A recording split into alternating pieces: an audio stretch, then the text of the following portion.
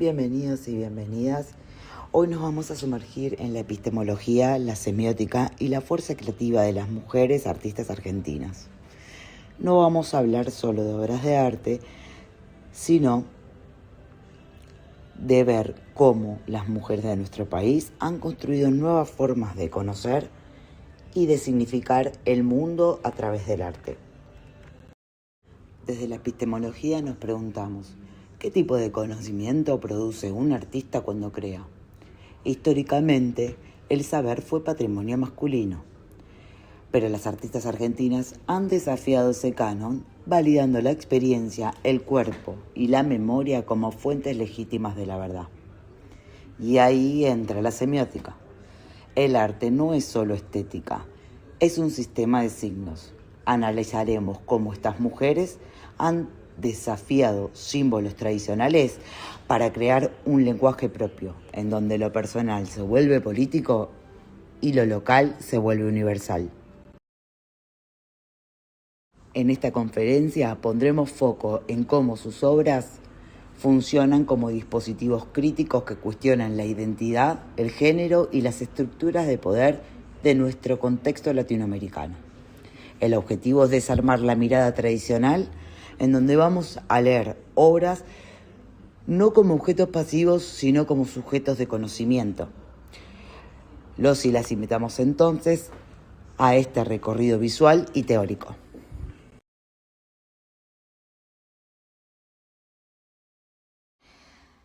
El arte es un vehículo para el pensamiento.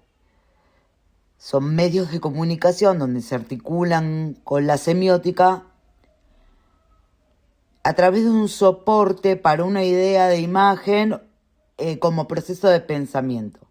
Es una construcción de una realidad que se presenta a través de la obra de arte.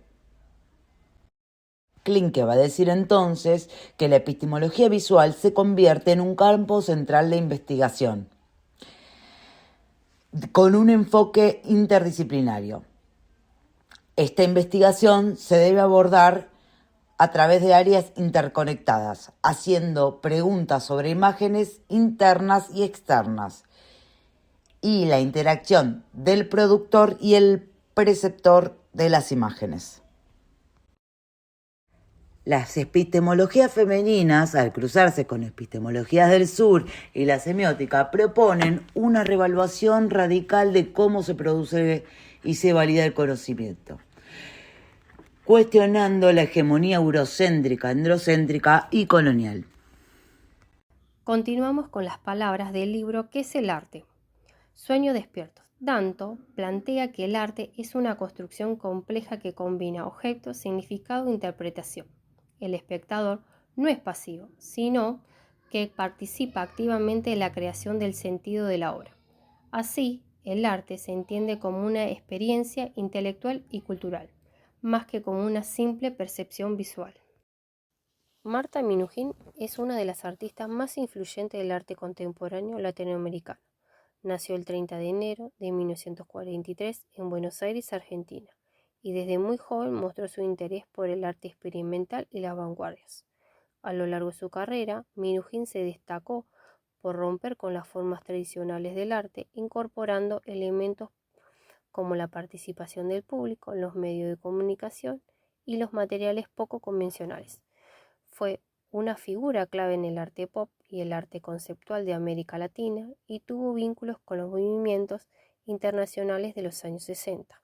El estilo de Marta Minujín se caracteriza por ser provocador, lúdico y participativo. Sus obras suelen tener un fuerte contenido social y político y busca generar experiencias colectivas más que objetos artísticos tradicionales. A continuación podrán ver la imagen de la Medesunda del año 1965, una instalación creada junto a Rubén. Era un recorrido sensorial con diferentes ambientes que involucraban al espectador, convirtiéndolo como parte de la obra. En la Medesunda de 1965, Minujín rompió con las formas tradicionales del arte, al crear un recorrido donde el público dejaba de ser el espectador pasivo para convertirse en protagonista de esa experiencia. Esta obra desafió las jerarquías culturales establecidas y visibilizó nuevas formas de percepción y participación social, en sintonía con la epistemología del sur, que proponen valorar saberes y experiencias no reconocidas por la cultura dominante. Por otra parte, en el Partenón de los Libros de 1983, realizado tras el retorno de la democracia en Argentina, Minujín utilizó libros prohibidos durante la dictadura militar para construir una réplica del Partenón griego. La obra resignificó un símbolo clásico occidental desde una perspectiva latinoamericana y democrática, transformándola en un acto de memoria, resistencia y recuperación de las voces silenciadas. Acabamos de ver dos de las producciones más importantes, como fueron el Partenón de Libros y la Medezunda, donde desafían las nociones tradicionales de la obra de arte porque combinan instalación, participación del público y medios masivos, al igual que ocurre con el brillo de Borg. El valor artístico de las obras de Minujín no dependen únicamente de la apariencia visual, sino del significado cultural, político y conceptual que producen dentro del contexto artístico.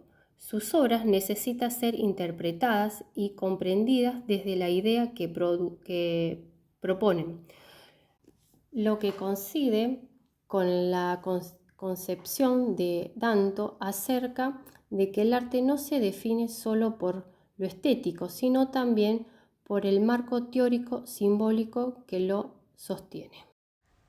La obra de Raquel Forner puede analizarse a través de la lente de la teoría centrípeta, que enfatiza en la organización interna, el drama expresivo y la atracción de los elementos hacia un núcleo emocional o temático. Conceptos que dialogan la valoración de la forma y el esquema en la teoría del arte, incluyendo enfoques estructurales de Ernest Gombrich sobre la proyección de imágenes mentales, particularmente utilizando la distinción entre el síntoma, la señal y el símbolo para entender la expresión artística. Gombrich describe la función síntoma como la repercusión orgánica de una emoción intensa. El sujeto deja traslucir su conmoción involuntariamente. En la obra de Forner, la deformación de las figuras, el uso de los colores oscuros y la intensidad de los rostros no muestran una representación realista, sino una proyección del dolor interno que el artista siente ante la crisis humanitaria de la Guerra Civil Española y la Segunda Guerra Mundial, en donde se funde con lo colectivo, convirtiéndolo en un testimonio viviente. El autor define la señal como una acción que despierta una reacción automática en el otro, un compromiso social. Es decir, que busca una función comunicativa y de alerta. En las pinturas del artista, estas señales actúan en un modo de alarma ante la violencia deshumanizante, en donde no solo expresan su dolor como síntoma, sino que denuncian activamente, buscando conmover y provocar una reacción de rechazo en el espectador. De este modo, Gombrich conecta el símbolo con la creación de imágenes que evocan significados más profundos, a menudo míticos o culturales. Tras la guerra, Forner va a evolucionar hacia una mitología espacial. Aquí las figuras se convierten en símbolos de una nueva humanidad. Estos seres interplanetarios, astronautas y astroseres simbolizan la esperanza de un futuro nuevo y la capacidad del ser humano de trascender su propia destrucción. Esta etapa combina el onirismo con la utopía tecnológica. En relación a la teoría centrípeta, donde los signos aparecen en primer lugar propiciando una respuesta emocional de los espectadores, obras como el drama, en la composición a menudo se presenta un foco central de gran intensidad dramática, de muerte o de destrucción, hacia donde convergen en cuerpos de mujeres suficientes. Esta estructura concentra la mirada en un núcleo de dolor, intensificando la función de símbolo y síntoma, creando un mundo caído en el que se sostiene en la angustia. En las epistemologías del sur se muestra la importancia de visibilizar los conocimientos de grupos que fueron históricamente silenciados por el patriarcado y el colonialismo.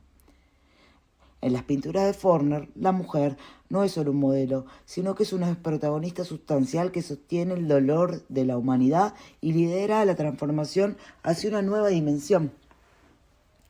Su técnica expresionista, que deformaba las figuras para potenciar la emotividad, desafió los cánones de belleza tradicionales. Núñez y Boaventura de Sousa Santos validan los saberes nacidos de las luchas contra la opresión. Forner fusiona una estética espacial con elementos del onanismo mitológico de raíz indígena. Esta mezcla subvierte la narrativa moderna occidental al integrar saberes y visiones ancestrales en el futuro tecnológico. Ella descoloniza el conocimiento al proponer una identidad latinoamericana capaz de dialogar con el mundo desde sus propios sufrimientos y mitologías, buscando una forma de hermandad entre las personas. Así funciona como una justicia cognitiva y resistencia ante las narrativas hegemónicas occidentales. Como conclusión, el arte no es solo objeto de contemplación, es también una forma de conocimiento creativo y subjetivo. No transmite verdades como una fórmula científica, pero nos permite conocer el mundo y a los otros y a nosotros mismos de formas complejas, simbólicas y profundamente humanas. Muchas gracias por escucharnos de parte de Silvana Alonso y de quienes hablan.